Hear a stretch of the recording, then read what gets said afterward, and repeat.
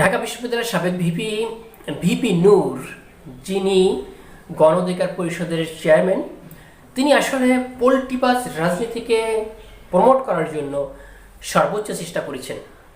হয়তো আপনার কাছে বিষয়টা খারাপ লাগতে পারে, আপনি এটাকে মনে করতে পারেন আমি কাউকে হেয় প্রতিপন্ন করার চেষ্টা করতেছি, অথবা তাকে রাজনীতিতে একটু করেও ভিন্ন চোখে দেখার চেষ্টা করতেছি। বিষয়টা তেমন নয়, বরং ভিপি নূর যখন এই 5ই আগস্ট শেখ হাসিনা সরকার পতনের পরে কারাগার থেকে মুক্ত হলেন, ঠিক তার পরপরই যে সংবাদ সম্মেলনটা তিনি করলেন 6 আগস্ট তিনি এসে ফার্স্ট যে বিষয়টা ফোকাস করলেন সেটা আপনাদেরকে মনে আছে? যদি আপনাদের মনে থাকে তাহলে তো আপনাদেরকে স্পেশাল থ্যাঙ্কস, যদি মনে না থাকে তাহলে আরেকবার স্মরণ করিয়ে দিচ্ছি আপনাদেরকে। তিনি প্রথমে এসে বললেন যে এই সরকারের সর্বোচ্চ সময় দেওয়া দরকার 3 থেকে 6 বছর। 3 থেকে 6 বছর এই সরকারকে, অর্থাৎ অন্তর্বর্তীকালীন সরকারকে 3 থেকে 6 বছর সময় দেওয়া উচিত তাদের বিভিন্ন সংস্কারের জন্য। দেশটা এলোমেলো হয়ে গেছে, পুরোপুরি সংস্কার করতে হবে। ঠিক ওই জায়গাটা এসে তার 2 দিনের পরে এসে তিনি আর কথা বললেন না এই সরকারের বা অন্তর্বর্তীকালীন সরকার বা ইন্টারিম গভর্নমেন্টের ব্যাপারে যে কতদিন থাকা দরকার। তৃতীয় দিন এসে রাশেদ, তার মুখপাত্র সেক্রেটারি জেনারেল, তাকে দিয়ে কথাটা বলালেন যে এই সরকারকে 3 থেকে 6 মাসের বেশি, 3 থেকে 6 মাসের বেশি, আবারও বলতেছি 3 থেকে 6 মাসের বেশি সময় দেওয়া উচিত নয়। এ কথাটা বললেন রাশেদ। কেন বললেন? ঠিক 3 দিন আগে ভিপি নূর যে কথাটা বললেন সেই কথাটা যদি 3 দিন পরে তিনি চেঞ্জ করে বলেন যে 5 থেকে 6 বছর বা 3 থেকে 5 বছর অথবা 3 থেকে 6 বছর সময় দেওয়া উচিত এই সরকারকে সমস্ত কিছু রিফর্ম করার জন্য, এবং 3 দিনের মধ্যেই যদি সে কথাটা তিনি ঘুরিয়ে বলেন তাহলে তার রাজনৈতিক কেরিয়ারে একটা চরম পতন অথবা তার এই মেধার দূরদর্শিতার ঘাটতি প্রকাশিত হয়। সে কারণে রাশেদকে দিয়ে বলালেন। তিনি দেখেন প্রথমে এসে সংবাদ সম্মেলনে এসে একটা সুন্দর কথা বললেন। যারা সমন্বয়ক ছিলেন ঢাকা বিশ্ববিদ্যালয়ে তারা ভিপি নূরের ছোট ভাই, অর্থাৎ 18 সালে যখন ভিপি নূর রাজনৈতিক কেরিয়ার শুরু করেন অর্থাৎ কোটা আন্দোলন দিয়ে, ঠিক ওই মুহূর্তে বর্তমানে যারা সমন্বয়ক এরা ফার্স্ট ইয়ার অথবা সেকেন্ড ইয়ারে ছিলেন। সুতরাং তাদের সাথে খুব ভালো সম্পর্ক ছিল। তারা এই রিফর্ম আন্দোলনেও নেতৃত্ব দিয়েছেন। সেখানে ভিপি নূরের যথেষ্ট অবদান আছে। পরামর্শ দিয়ে, বুদ্ধি দিয়ে, তাদের রণকৌশল সেট করে দিয়ে, তাদের মুভমেন্টের গতিবিধি চেঞ্জ করতে তিনি অনেক সময় এই মুভমেন্টের কোন পর্যায়ে কী প্রোগ্রাম আসবে, কী ধরনের ফোকাস হবে মিডিয়াতে, কোন ধরনের প্রোগ্রাম কালকে যাবে, সবগুলোই নাকি ভিপি নূর লিখে লিখে দিতেন।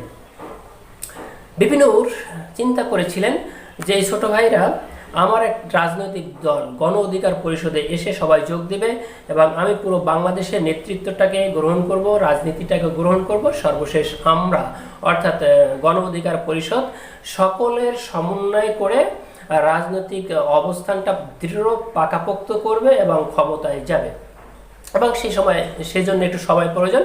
সেই সময়টা তিনি দিতে চেয়েছিলেন।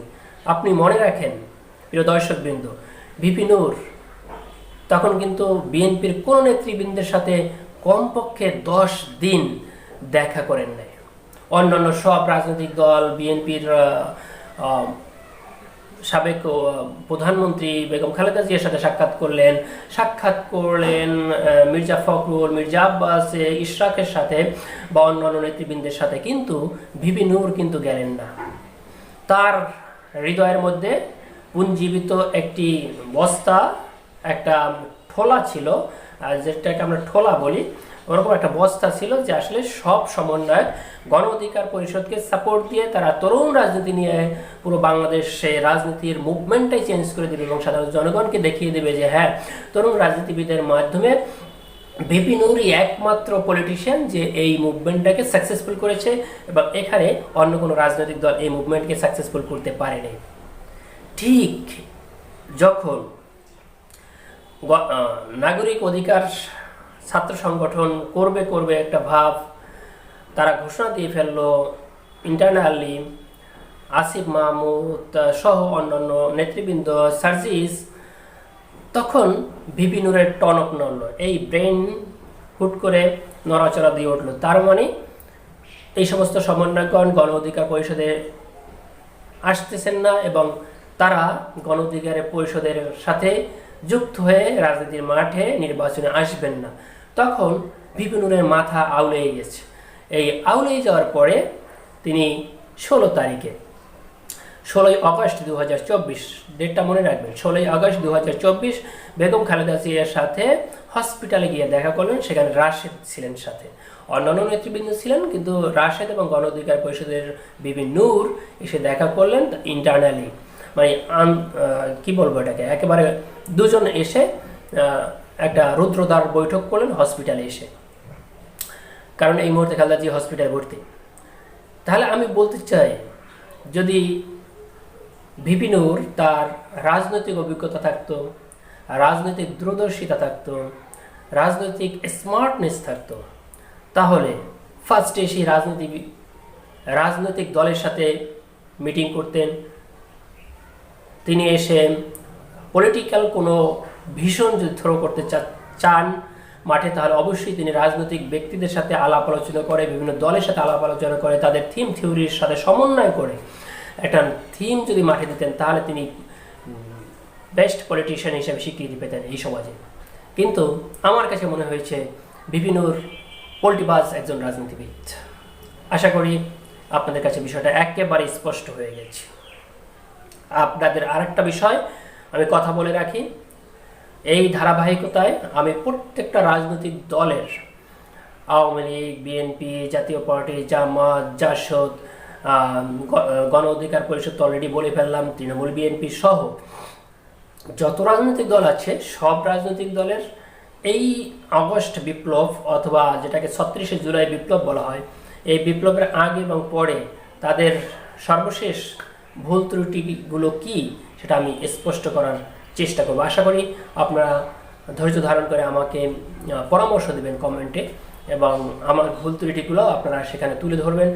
আমি একক কোনো রাজনৈতিক দলকে অ্যাটাক করতে চাই না, অথবা সমালোচনা করতে চাই না, অথবা একক কোনো রাজনৈতিক দলের প্রতি আমার বিশেষ কোনো আগ্রহ নেই। আমি একজন সাধারণ দর্শক হিসাবে সমস্ত রাজনৈতিক দলের চিন্তা চেতনার সাথে আমার চিন্তা চেতনাটার কোথায় দূরত্ব আছে, পার্থক্য আছে, এবং তাদের মধ্যে এবং আমার থিম থিওরির মধ্যে দূরত্বটা কি সেটা স্পষ্ট করার চেষ্টা করব। আমি ক্রিটিসিজম বলা হয় এটাকে, সমালোচনা। আমি প্রত্যেকটা রাজনৈতিক দলের জন্য সমালোচনা দেব, তাদের জন্য কিছু পরামর্শ দেব, কিন্তু আমি কখনোই কোনো রাজনৈতিক দলের সাথে সম্পৃক্ত হই না, হবেও না।